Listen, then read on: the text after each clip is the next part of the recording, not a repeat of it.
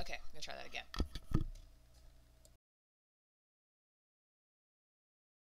So the novelty of knitting hasn't worn off yet. I'm still kind of giddy at the sight of wool, and I still think I can knit a whole sweater.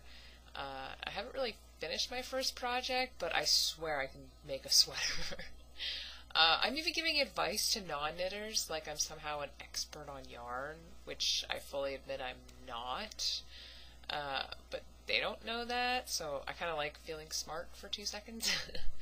I can name drop. I can be like, yeah, alpaca, it's just, wonderful, and, you should use, merino and socks that rock, stuff that I've heard from other podcasts and from ADHD Knitter, and so I somehow feel that I can pretend like the best of them to be an expert. Doesn't mean I have to be one, and at the end of the day, they don't know jack, so I can feel smart for 5 minutes. I even feel like I can kind of navigate a yarn shop, and yeah, I can't. I'm kind of like, oh, there's wool over there, and oh, look, that's where the round needles are, but I really am not adept enough to even know the difference between a metal needle and if you use bamboo. I'm just sort of like, meh, it doesn't slip off my needle as much if I use bamboo, so a lot of times I buy the bamboo, but I know the main knitters don't really like bamboo, or maybe it's just a preference. I don't know, but I pretend that I do. You kind of have to just look at me, and I'm like, I'm knitting on 4 little toothpick needles, and I'm like, yeah, look at me, man. So that makes me feel like I'm a better knitter than I am. Because it's really difficult to knit with 4 little toothpick needles.